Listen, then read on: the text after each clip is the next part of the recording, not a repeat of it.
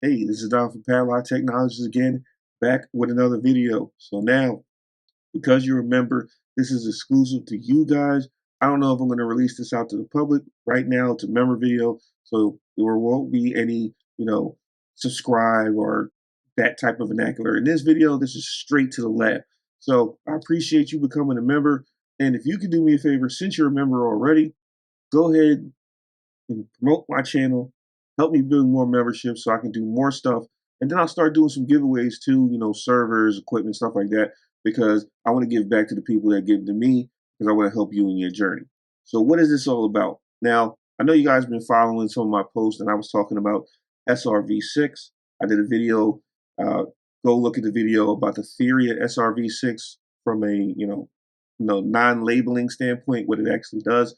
This is what you're going to see in the lab. So we're going to break this down by each component. We're going to talk about the IGP first, then we're going to talk about BGP, and I'm going to focus on MPLS L3 VPN. I do have a EVPN in here, but that will be the next video. That's a layer 2 VPN. And like I always tell you, the difference between the two, you have a peering VPN versus an overlay VPN. Overlay VPNs are your layer 2 VPNs where the routing, nobody cares about the routing from a service provider perspective because the customer is controlling that. The peering VPN is you're peering directly to the service provider, so the routing is important in that point. So let's get in the lab. I'll show what this looks like, and then I'll break it down piece by piece. Remember, start with the basics and then expand from there. All right, so this is the lab. Now, this looks similar to a couple other labs that I did about segment routing. Again, if you know nothing about segment routing, go watch my videos on segment routing, because if you just jump into this, you'll have no idea what's going on here. Start with simple MPLS, work your way up to here. Now, what we have here, we have a bunch of different protocols here, right? From an MPLS L3 VPN standpoint. So, well, not an MPLS. So let's say SRv6 L3 VPN. Let's say that because we're not using labels. So we have to be very specific with the vernacular, because if I say MPLS L3 VPN, the assumption is I'm using labels. With SRv6, we are not using labels at all. We are using segment identifiers. So, and it's force of habit, since you've been doing a lot of MPLS stuff, you kind of get used to doing that. So we have a bunch of different customers here. We are running OSPF, BGP, ERGRP, and yes, we are also running RIP. Whoever's running RIP in their network right now, you have bigger problems, but we're going to demonstrate that so you know how to do it in all of these. Right? And we're running it on each side. Then I have my L2 VPN here, down here at the bottom, that I'm going to save for the next video in this series, and that will be exclusive to y'all as well. And we'll go over what that looks like. So let's look at from an IGP perspective. We're going to log in to iOS XR. I want to say XE by mistake. We're going to log into this here. Now, because I only have PEs and they're kind of pairing with each other, there's no route reflector here. I'm not going to go too far into the IGP setup because it's pretty much the same on every one. But I do want to show you that we are interface brief. We are using IPv6 all over the place. We are not technically using IPv4. Now, I think, let me make sure of that there. Yeah, so we're definitely not using IPv4 anywhere. Everything is IPv6. We are using link locals and ULAs, okay, which is unique local addresses. Think of those as your RFC 1918. So as you can tell, we have our FE80s, right? And then we have our ULA here. Now, the links in between, again, we are using our link locals. So you're going to see a bunch of FE80s here for the links that are, attached to each router. And then if we look at our loopback, we are specifically using a ULA, and this has to be advertised out in ISIS, or you won't be able to do the SRv6 tunneling that SRv6 actually does. So now that we have everything from a link perspective, addressing perspective set up, and again, IPv6 is like the father of just wasting IP addresses, but we use them, right? So the main thing you got to worry about here, now this loopback, not really finding this loopback here. I did make it a /128, not sure why I went to 64, but whatever, still works. So from an ISIS perspective, because we're using service provider, so if you are using service provider or you are in the service provider track, you need to know ISIS. And ISIS is pretty cool and very extensible compared to all the other protocols, because if we want to make any kind of update to it to support new features and functionalities, you just write a new LTV, right? Compared to the other protocols where you have to rewrite the whole protocol, in general. That's why you have OSPF v2 and then you have OSPF v3. You don't have an ISIS v3, right? So they just add new LTVs when they want to add new features to ISIS. That's why you see it making a comeback in campus and everywhere else. So from an IS perspective, we're just going to look at this here. Now I'm going to explain all this. You know what? Let me explain the segment routing piece, because without this, the ISIS piece doesn't really make too much sense. It's normal ISIS, but from the segment routing section, you need to know this. So if we go show run segment routing, so what we're going to do is actually set up segment routing. Now, in your normal segment routing, you would just do the command segment routing, and that's pretty much it, right? And then you have to do the ISI stuff. But what you have to do is for SRv6 is you actually have to go under the SRv6 subcategory. Then you say the encapsulation source address is going to be the loopback address. That's normally what you would do. So what this is going to say is when we encapsulate whatever the customer traffic is or the layer 2 traffic, you're going to basically put an IPv6 header over top of it so you can tunnel it through the network, right? Then these locators are just the next configuration in the stage. This locator main is the name. And then this behavior is specifically for Cisco. This just says, hey, you're going to use a new method to do SRv6. There is another method, but this is the one that they normally recommend and which you would see in the documentation. And then this is the prefix, right? So this is the pool that this router is going to use to create different SIDs for different things. So and it has to be a /48. And then when I show you this SID or the segment identifiers that are created, we'll go over and I'll tell you exactly what each one of those do, what they do. But each SID is going to do something different, right? Now, there's no prefix SID. There's still adjacency SIDs. And you can tunnel traffic if you want to do traffic engineering, but this is not a traffic engineering video. This is just basic SRv6. But when we look at the SIDs, you will see that from this pool, it's going to be multiple SIDs that are created, one for each link, one for like VRFs. If you have multiple VRFs, you'll see that in the SID. And that basically is going to have a SID, then a function, then an argument. Right? The function is basically what's going to happen when the PE that owns the SID, what's the next thing it's supposed to do? What is it supposed to do when you receive something that's going to that SID? Okay? It's almost like from an MPLS perspective, if I'm going to send it to a transport, and every time I go under it, like the service or the VRF or the VPN service label tells it what to do next. Same thing here. When I get the SID, if I get some traffic that's going to a SID that I own, then I'm going to do whatever's in the function of that SID. And that will make way more sense when you actually see it. So now that we have this basic element set up, right? And this is basic, right? This is just to get it up and running. You can explore and go deeper into this, but you at least need these commands in play, right? So now let's go back to that ISIS example, our configuration. So basically what we're going to do here is we're going to do layer 2 or level 2 on our ISIS. You know what the net is. Then we're going to do IPv6. Always got to have a metric style wide, right? You have to have that command. And then you're going to say segment routing SRv6 locator main. So basically you're going to reference the global segment routing configurations under ISIS, right? And then it'll send those SIDs out and all that stuff throughout the network. And then everything else is pretty much basic ISIS configuration. All right. Now that happens everywhere in the network. Once that happens and everything is, and now you notice you didn't see under normal segment routing, you would do prefix SID absolute, give it a number, right? For your loopbacks, right? That's what you would normally do. But because we're not using MPLS anywhere and making any labels, we're not using segment routing to make labels anymore. We no longer have to do that, right? We don't have to define the prefix in there. Now, just to validate that we're not doing this, we should go show MPLS forwarding and nothing should be there. As you can see, nothing's there. So that proves that we are not using labeling at all in SRv6, right?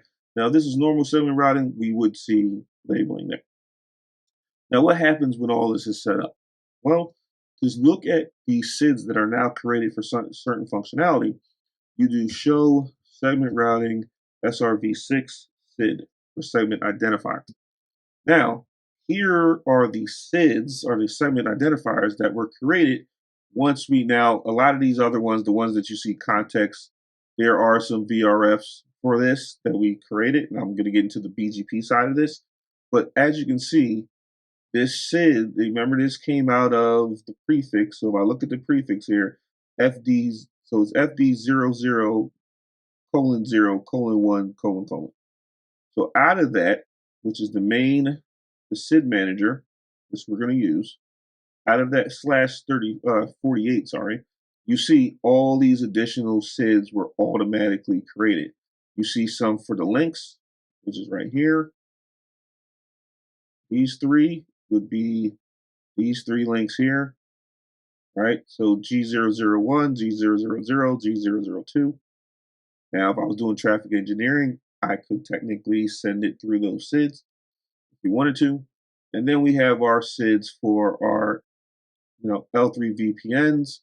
Now you can tell because the behavior here, the function, is UDT4, which means decapsulate IPv4, because this is IPv4 on the other end. So I'm encapsulating IPv4 within IPv6, sending it through the network, popping out on the other end is IPv4.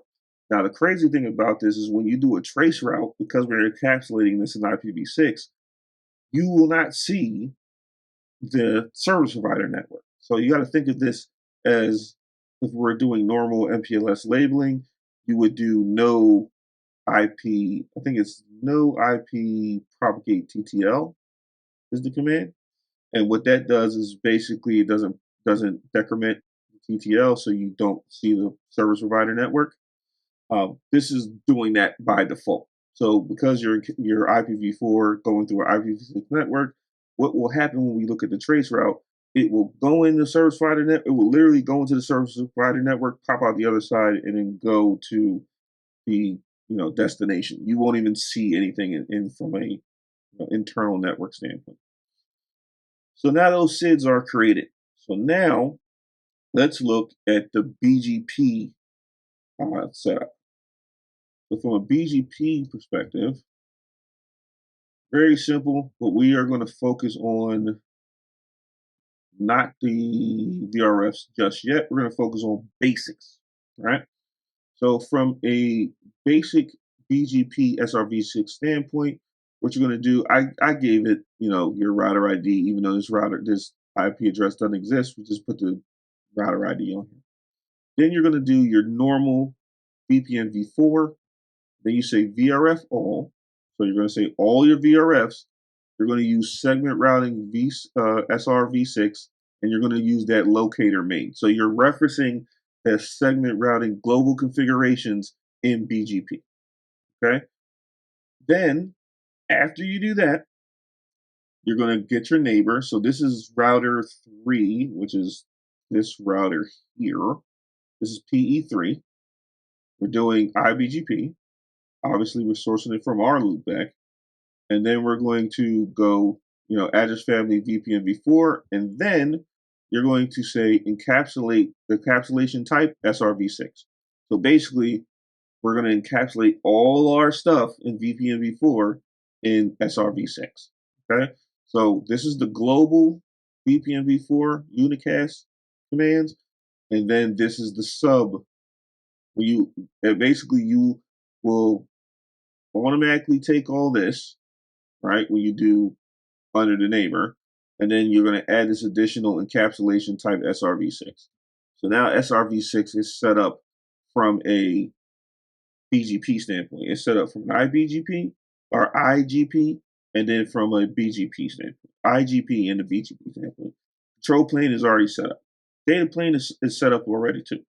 So what does that look like for, L3 VPNs? So we will go to, first, let's look at the OSPF one. So we look at, I think it's VRF CUS A, I think. Okay. So VRF CUS A looks like a normal L3 VPN. We do VRF, there's no RD in iOS XR under the VRF. It is done under BGP because technically that is for BGP. So they fixed it like how you would normally do it in iOS XE. You put the RD under the VRF. In iOS R, they decided to move the RD configurations under BGP, which makes sense because it is a BGP specific function. So but here, we're going to do our import route targets and our export route targets to say, hey, import into the VPN v4 table with this route tag, and then export from the VPN v4 table into my VRF if it has this route tag. So anybody that matches this, they're going to be able to communicate and see the routes. Now, that's done. And we already have the link under there, so we'll give you complete free. Let me look at that. Actually, that's CUS B. So who's CUS A? Maybe 4. Yeah, 4 is CUS A. All right. So we're under there. Now we have the VRF set up. We have our interface on our VRF. This is going to be running BGP because I think CUS A is BGP, I believe. So yes. So now what we want to do is focus on the BGP configurations, right? Now, again, if you know normal MPLS L3 VPN or normal segment routing L3 VPN, this is pretty much the same. There is a slight difference, though, with SRv6. So now we're going to go into the VRF under BGP. Then we're going to give our router ID just to make sure the routes are, different. Then we're going to do IPv4 unicast because that's what we're doing. Then we're going to do SRv6 locator main. So we're tying that to our global segment routing SRv6 configurations. So that also means we're going to end up generating a SID for this once everything is up. And then you're going to do allocate mode per VRF. So that means you're going to generate a SID per VRF. We only got one here, so it's only going to generate one.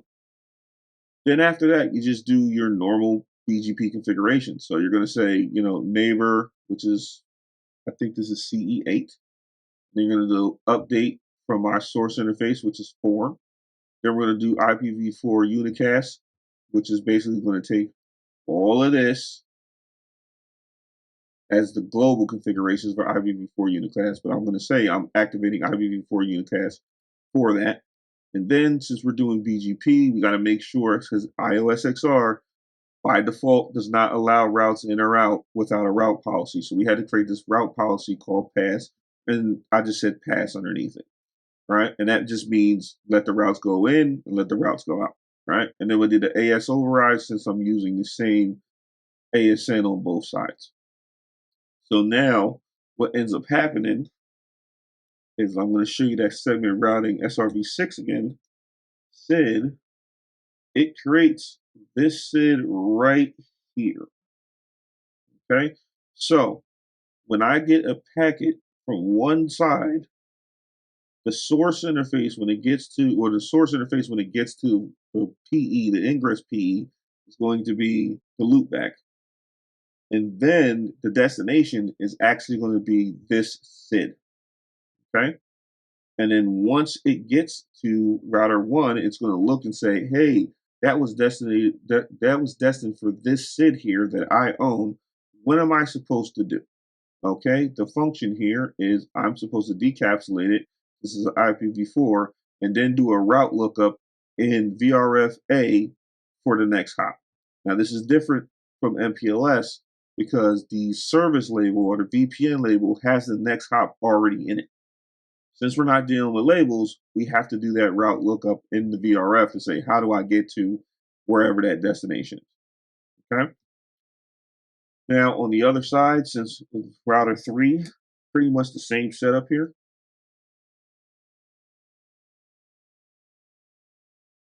All right, so we can show segment routing SRv6, SID, pretty much the same thing. All right, we got the SIDs here. We have the customer A. The difference is we have a different pool here. So instead of 0, 1, we got 0, 3. So if we go show run segment routing, same thing. We have our SRv6 encapsulation source interface is the loopback. And then we just have our locator name, the same behavior, and then we just created our prefix pool here. All right. Then from a BGP standpoint, I might as well show you the whole thing. So we'll go router ISIS, and we have the same ISIS configurations. Only difference is here we're doing IPv6 unicast, and we're just referencing our main configurations for segment routing here. Now you can have different locators if you want, but I'm just doing basic. Again, start with the basics, then expand. And then from a BGP perspective, it's the same thing. So as you can see, doing VPN before unicast, we're saying VRF all, segment routing SRv6, locator main. So we're using that locator main that we got from our main segment routing configurations. Then we got our neighbor. See, this is router 1's loopback, doing the same thing. We're activating it for VPN before, and we're saying the encapsulation type is SRv6. And then we have our same customer A configurations, but we're going in the opposite direction because we are going to router 13 over here. So we're going to do our VRFs. Again, our VRFs have the same, so run VRF. VRFs have the same route target, so they're going to be in the same, membership. As other people say, it's the membership VPN, but what it really is doing is, hey, I'm importing my routes with this route target, and I'm accepting routes with this route target. So as long as they match, you can see each other. If they were different, you wouldn't see each other. Then we have our BGP statements for the CE side, which is the same. We got our unicast, and remember, we did the same thing with address family IP4 unicast, segment routing SRv6, locator main, and we're allocating the SID per VRF. Since it's only one VRF, we're only going to have one SID. And then we have our route policies, which is the pass, and then AS override because we're using the same ASN on each side. And if you're wondering what that route policy looks like,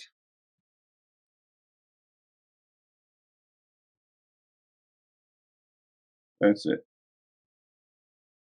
Route policy pass. So think of route policies as if then statements. Like if you know anything about Python and conditional statements, just think about route policies like that. If this, if that, then do this. You can do a lot of crazy stuff with route policies. And this is the replacement for route maps in iOS XE. There is no route map in iOS XR. So now, what does the routes actually look like with SRv6, BGP, and all that stuff already set up? So if we go to show BGP, VPN v4, we're going to do VRF cus A.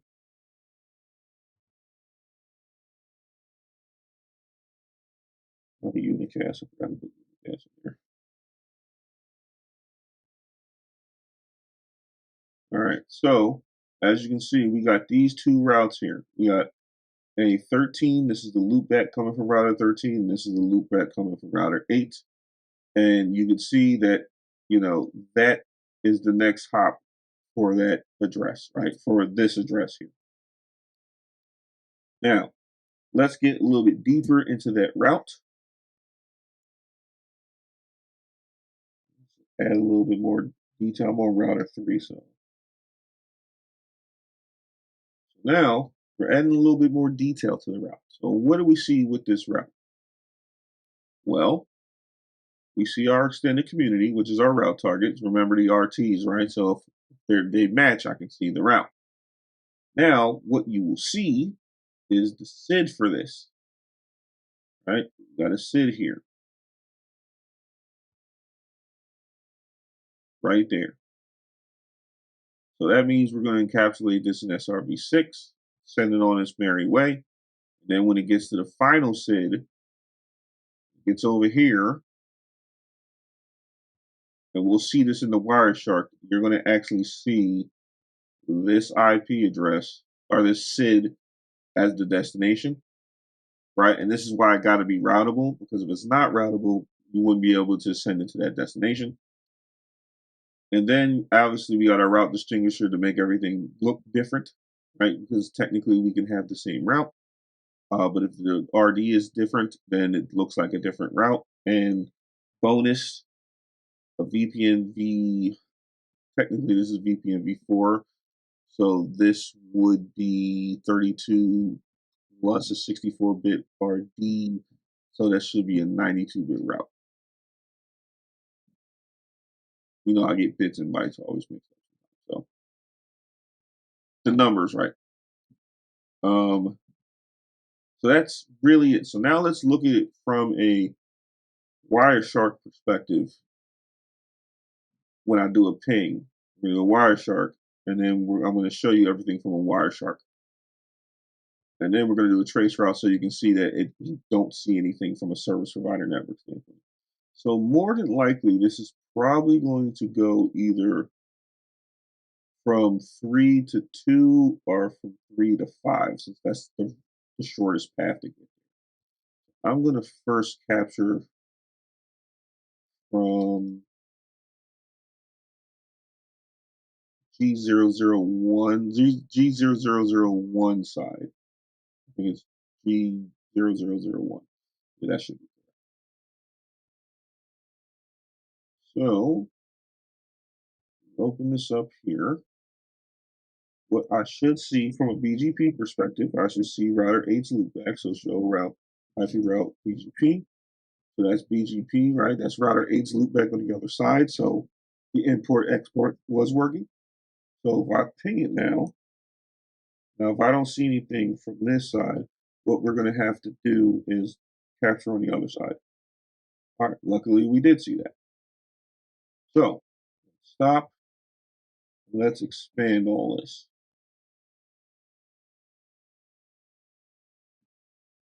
Here,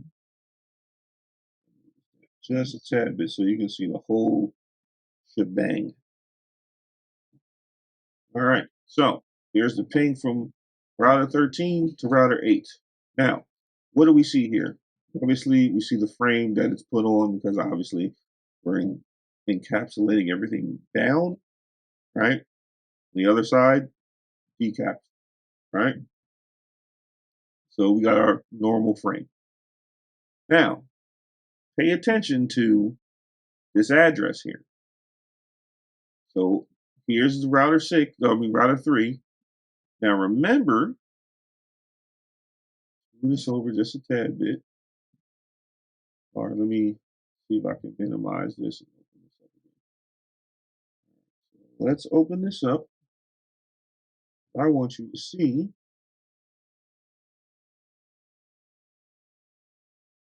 that SID again. Show segment routing SRv6 SID. Now remember, this is the SID we're going to, right? We're encapsulating from the source address, the loopback, and we're sending it to this destination, the SID. We go back here. Here's our source loopback. Remember, this was in our SRv6 configuration. So we send in our loopback address as the source address, and here's the SID, the IPv6 address prefix that was created through segment routing SRv6. So this is where we are encapsulating it with the header, saying the destination, the source is coming from here, the destination is here. Now, when it gets to the other side, what ends up happening, it says, oh, I know what that is. That is a SID that I own, decapsulate it, and send it on its merry way. All right? And then here's our IPv4. All right, and here's you can see IP and IP. But here's our IPv4, our original customer packet, which is source address router 13 to router 8. And as you can see, it was ICMP because that's technically what we did. All right, it was ICMP. Now it looks totally different from the L2 VPN standpoint, but that's another video, like I said. But that is SRv6. We basically just encapsulated this, sent it on its merry way, got to router 1 because this SID, where's right here, that SID is owned by router 1. Router 1 says, okay, when you get this, the function. Now, SID function argument is very important in SRv6. You have to, our behavior, because some people call it function, but in the configurations, you see it says behavior. So either or, right? Just as long as y'all know what you're talking about, then you're good. But SID function / behavior argument, most people, depending on what they're going to do with the argument is optional, but the SID and the behavior or function is required. So when it got to the other side, it just said, hey, decapsulate this thing and then look in the VRF for the where's it out from a route table perspective, and then send it on this merry way. Now, from router 1's perspective, you're already on router 1. And like I said, here's this. Oops, that got too small for me.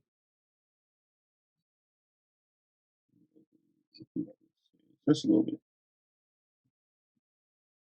All right, so that is where it ended up going to. Now let's see if we can get a little bit more detail into the SID here.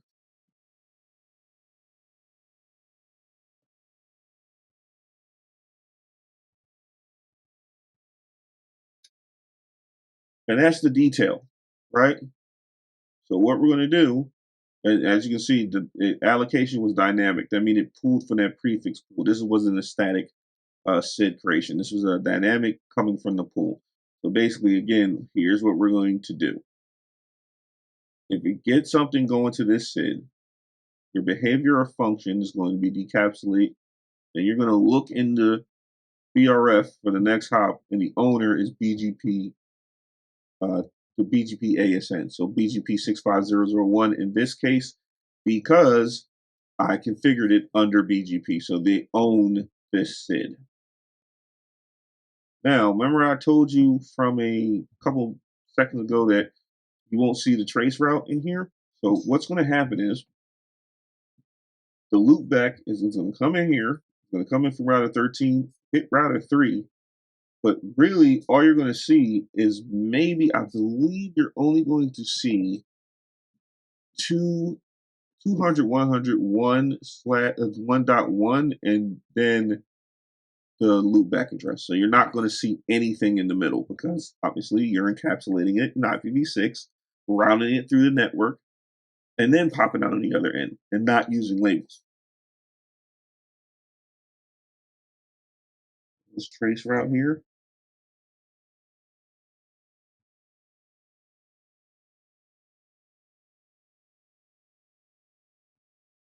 So it should go to 2.0. Should.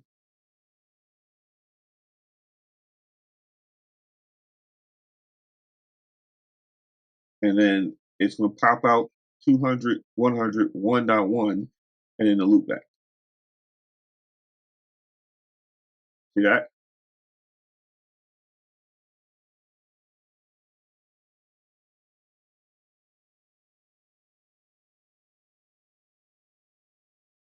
That's it. You didn't see any of the routers in the middle. Now, normally, in normal MPLS L3 VPN, if you do not use that no IP propagate TTL command, don't use that, you will see each hop within the service provider network, right? And for most service providers, they kind of don't want you trace routing through the network, so they usually turn that on if it's a normal MPLS L3 VPN. But with SRv6, that is a built-in functionality. So now that you saw SRv6, let's jump out of this and let's talk about what you just saw. So that was basic SRv6, our segment routing SRv6 in a nutshell. we started out with the basics. So what did we do? We did our main SRv6 configuration commands, which is segment routing SRv6, encapsulation source interface, the loopback. And then we're going to have a locator name. We're going to give it the, I guess, the way that they hand out the SIDs, the behavior. We're going to use that. There is another behavior, but they recommend using that behavior that I showed you in the lab. And then we're going to do our prefix. That's the basic SRv6 configuration for segment routing. Then we're going to tie that to our IGP. We're going to tie that in with ISIS. You're going to do that under IPv6, and then you're going to do segment routing SRv6 locator, whatever the name is, or locator, whatever the name is. And then you do your normal ISIS configurations, right? Get all the links and adjacencies up. Then you create your, BGP configurations under VPN v4. You're going to do VRF all, and then you use segment routing SRv6, locator, whatever. Then you're going to do your adjacencies, and then under your adjacencies for VPN v4, you're going to, our VPN v4 unicast, you're going to say encapsulation type SRv6. Then from there, you can do your normal VRFs and put your, your links underneath that, or your interfaces underneath that. And then from a BGP perspective, you're going to do your VRFs under BGP. Then you're going to do your route targets. Then you're going to do address family IPv4 unicast. And then under that, you're going to, remember, you're going to do segment routing SRv6 locator, the locator name. And then you're going to do segment routing SRv6 allocate mode per VRF. Once that's all set up, you can now do BGP. You can do for another VRF, you can do OSPF, RIP, EIGRP. Doesn't change at that point. And then you'll have your separate SIDs for each VRF, right? Because you're allocating it per VRF. So you'll have a SID per VRF. To validate that, you will do a command called show segment routing SRv6 SID. Now I'm just reviewing this. I don't expect you to write this down. Review the video again, watch it back, then lab this out and get it working. All right. The next video that I'm going to show you is going to be an L2 VPN, but we're going to be using EVPN to do this, right? And that is going to be an overlay VPN. So routing is going to be controlled on the customer side, not the service provider side. I hope you like this video, and I hope you see the benefits of becoming a member of this channel. And again, if you can do me a favor, promote the channel for me. Let's get some more members, and then we can grow this channel, and I can do bigger labs and do, more probably one-on-one consulting and stuff like that, or, mentorships and stuff like that. That's going to help me do that a lot. Hope you enjoyed this video. This is Don from Padlock Technologies again. Thank you, and have a nice day.